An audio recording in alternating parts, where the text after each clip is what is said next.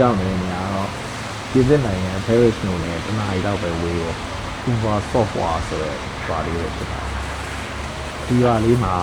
ကျွန်တော်ရောက်ရှိခဲ့တယ်လို့ပဲ1890ပြည့်နှစ်ဒီလ20ရက်နေ့မှာစိတ်တရားတွေများရနေတယ်သက်38နှစ်ရဲ့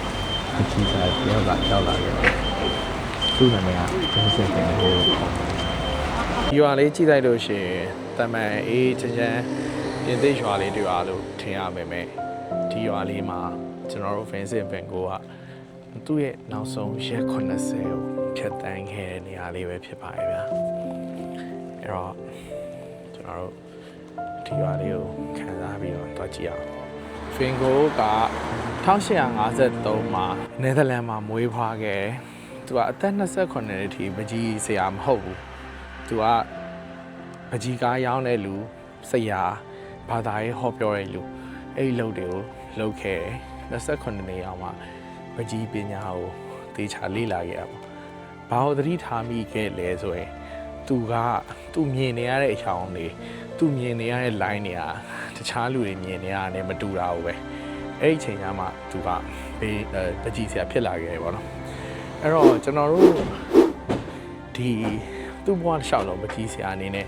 ဒီအသက်ရှင်နေစဉ်ကာလအတွင်းအောင်မြင်ခဲ့တာမရှိဘဲနဲ့သူ့ရဲ့ညီပေါ့နော်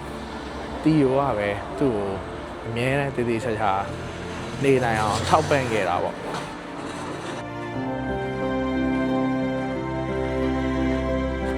ဒီမှာသူ့ရဲ့ပကြီးကားတွေနဲ့ပကြီးဆွဲတဲ့ပစ္စည်းတွေကိုတည်ပြီးမနေ့ဆိုထွက်လာတယ်ဒီရွာလေးမှာသူမြင်နေရတဲ့ဂျုံကင်းတွေဖျားเจ้าတွေလမ်းတွေအိမ်မိုးလေးတွေကိုသူ့ရဲ့နောက်ဆုံးရက်80မှာပကြီးကား80ကျော်လောက်နဲ့ပုံကျန်းတွေအများကြီးရေးဆွဲခဲ့တယ်အဲ့ဒါနောက်ဆုံးငိမ့်ကန်နေပြီးတော့ကပို့တောက်တဲ့အတိတ်ပဲပေါ့ဗျာအဲ့တော့ Van Gogh က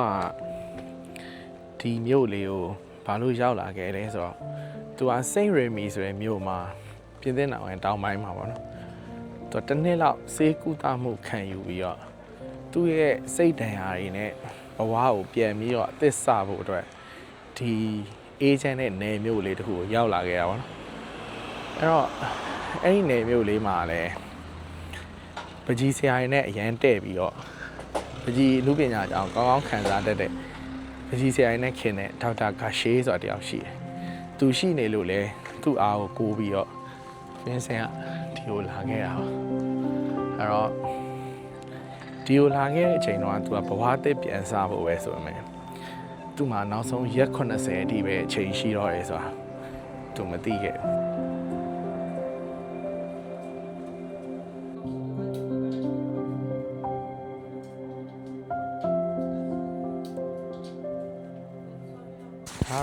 ါ Van Gogh ရဲ့သူ့ရဲ့ရုပ်ပုံမျိုးပေါ့နော်ပေါ်ပြထားတယ်ဒါသူ19နှစ်တုန်းကရိုက်ခဲ့တဲ့တခုတည်းဆိုဓာတ်ပုံပါကျန်တာကအသက်ကြီးလာတဲ့အခါဓာတ်ပုံမရိုက်တော့ဘူးသူ့ရဲ့ portrait တွေအနေနဲ့ပဲရှိခဲ့တယ်ပေါ့နော်သူကအသက်38နှစ်မှာသေဆုံးသွားတယ်ဒါပေမဲ့38နှစ်အတွင်းမှာပဲသူက38နေရာပြောင်းပြီးတော့4နိုင်ငံမှာပြောင်းပြီးနေခဲ့တာပါသူကခရီးအများကြီးသွားခဲ့တယ်သူ့မြင်ကွင်းနေရတယ်သူများနဲ့မတူပဲနဲ့ပကြီးကားရတဲ့မှာပါဝင်အသက်ဝင်ခဲ့တာပေါ့ဗျာသူ့ရဲ့ပကြီးဆရာဘဝ1885ခုနှစ်မှာပကြီးဆရာဖြစ်စပြီးတော့အသက်ဝင်ခဲ့တာပေါ့သူက29နှစ်လောက်မှာပကြီးကိုစပြီးတေချာဆွဲဖြစ်တာပေါ့သူ့ရဲ့အကြောင်းတွေနဲ့သူ့ရဲ့ biography ကိုလည်းကျွန်တော်တို့ကသူ့ညီTOC ကိုပို့ပြီးတဲ့စာတွေကနေပြီးတော့ပဲတစ်စက်သိခဲ့ရတာပေါ့နော်ငါတဲ့မင်းမြင်တဲ့အတိုင်းပဲငါအသေးလဲယူနေတယ်လို့မျိုးစူးစမ်းခဲ့တယ်ဒါပေမဲ့အခုလက်တလောအချိန်တွေမှာတော့ဘာမှကောင်းမွန်တဲ့ result မျိုးကြီးမရနိုင်ခဲ့ဘူးပေါ့ငါကတဲ့ဒါပေမဲ့ဒီစူးကြွနေရတစ်ချိန်မှာပန်းဖြူလေးပွင့်လာမယ်လို့မျှော်လင့်တယ်ပေါ့သူပြောချင်တာဒီဒုက္ခရောက်နေတဲ့ဟာတွေတစ်ချိန်မှာသူကောင်းလာမယ်လို့မျှော်လင့်တယ်သူပြောချင်တာဒီလိုမျိုးရုန်းကန်ရတာတွေကနေပြီးတော့အသီးပွင့်ရလာတာတွေဟာတဲ့ကလေးမွေးသလိုပါပဲပထမစတာချင်းမှာနာကျင်တဲ့ခံစားမှုတွေပြီးရဲ့ခါကျတော့ကလေးကိုတွေးလိုက်တဲ့အခါပျော်ရွှင်သွားတယ်ကိုယ်စူးစမ်းမှုအသီးပွင့်တွေကိုတွေးရတဲ့အခါပျော်ရွှင်သွားမှာပါတဲ့ဒါက 1880ပြည့်နှစ်မှာရေးခဲ့တဲ့စာသူစူးစမ်းမှုအတီးပွင့်တွေကိုသူခံစားလိမ့်မယ်သူမျှော်လင့်နေကြတော့မယ်ဒါပေမဲ့သူ့ပကြီးကားတွေနဲ့သူ့ရဲ့အောင်မြင်မှုတွေကကျွန်တော်တို့သူသေဆုံးပြီးမှပဲရောက်လာခဲ့အောင်ဒါကတော့သူ့ရဲ့ကာလာ theory တွေကိုအထူးခြားဆုံးဖြစ်လာမယ်ပကြီးသမိုင်းမှာအထူးခြားဆုံးဖြစ်လာမယ်ကာလာမြင်တဲ့ပုံတွေကိုသူက Paris မှာစပြီးမြင်ခဲ့တယ်ဒီလိုအတွဲဆက်တွေဒီလိုစမ်းကြဲတဲ့ကာလာသုံးပုံမျိုးတွေကအဲ့ခေတ်မှာမရှိခဲ့သေးဘူး1888-89ခုနှစ်တွေမှာကျွန်တော်တို့အသေးတွေကိုဆွဲသွားအောင်ဝင်ရောက်ခဲ့နိုင်တယ်ဒီလိုအဝါရောင်ကဲတဲ့ notes တွေကိုပထမဆုံးညာရေးဆွဲနိုင်ခဲ့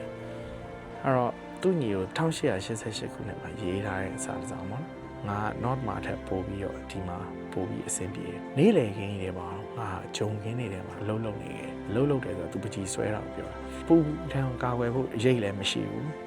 ဒါပေမဲ့မင်းရှိတယ်ပေါ့ငါအသက်25နှစ်တော့ဒီနိုင်ငံကိုတည်ခဲ့ရန်ကောင်းပါပဲအခုတော့ငါ35နှစ်မှရောက်လာခဲ့တယ်ဒီ Emily Bennett ဆိုတဲ့ကောင်မလေးကိုသူစာရေးပြီးပေးခဲ့တဲ့စာပါဒီပကြီးကားတွေကတော့1889ကနေ1890စိတ်ရိမ်မီမရှိရဲ့ကျမ်းမာရေးစေအုံမှာနေခဲ့တော့ရေးဆွဲခဲ့တဲ့အကောင်းဆုံးနဲ့နာမည်ကြီးဆုံးပကြီးကားတွေပဲဖြစ်ပါတယ်ဗျာ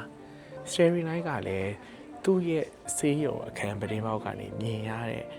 သူတကယ်မြင်ခွင့်တော့သူ့ရဲ့စိတ်ခံစားချက်စိတ်ထဲမှာမြင်နေရတဲ့ပုံတွေနဲ့ရောပြီးတော့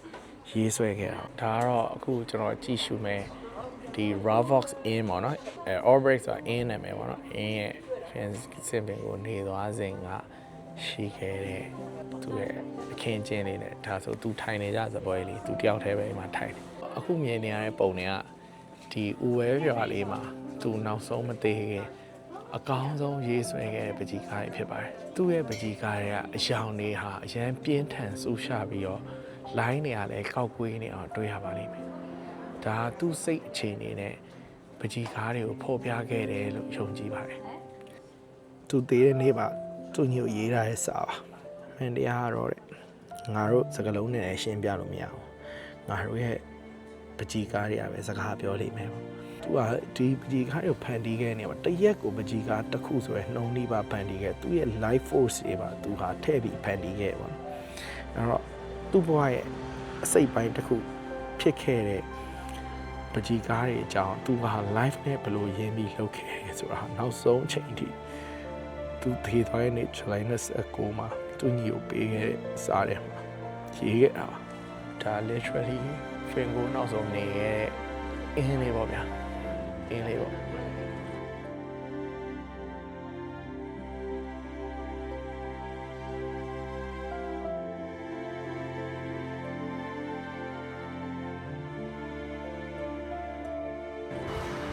ဒါကတော့သူ့ရဲ့ပကြီးကားရဲ့မှာပါတဲ့ဒီစီးပေါ့နော်ဒါကအခုသွားနေတာကတော့သူ့ရဲ့သူ့ကိုရမ်းချစ်တဲ့ညီရဲ့နောက်ဆုံးလဲလျောင်းနေတဲ့နေရာပဲဖြစ်ပါတယ်ဗျာဒီရွာရဲ့တင်ချိုင်းလေးပေါ့နော်သူ့တင်ချိုင်းကူရောက်တွေ့လိမ့်မယ်တင်ချိုင်းကူမှာကျွန်တော်ຫນွယ်အများကြီးအုပ်ထားတယ်အဲ့ຫນွယ်တွေကဒေါက်တာဂန်နက်ဆိုတဲ့တကယ်ချင်းအောင်တယောက်စီကနေပြီးတော့ဒါသူ့ channel မှာပွင့်ခဲ့တဲ့ဒီ IV တွေကိုပဲဒီမှာသူတို့အုပ်ခုပေါ်မှာတင်လေးခဲ့တယ်သူရမ်းကြိုက်တဲ့နေကြပဲနဲ့စိုက်ပေးတာဒီဘက်ကတီယိုတော့ဒီဘက်ကဖင်းစင်ဒီကိုညအောင်နောက်ဆုံးလေးလျောက်နေတယ်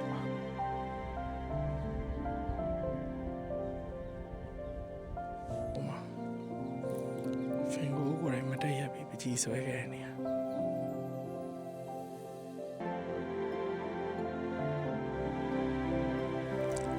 ဒါတော့ကျွန်တော်ဘဝမှာထူးခြားတဲ့ experience ပေါ့ဗျာကျွန်တော်အရင်ကြိုက်တဲ့ပကြီးဆရာတယောက်ရဲ့သူ့ရဲ့ပကြီးကားအထဲမှာကျွန်တော်လမ်းလျှောက်နေရတဲ့ရာတော့ဗျာသူ့ပကြီးကား The Witch and the Crow ဆိုတဲ့ပကြီးကားထဲမှာကျွန်တော်လမ်းလျှောက်နေရပါဗျာဖင်ဆက်ရဲ့ပကြီးကားထဲမှာတောက်နိုင်ခဲ့ပြီ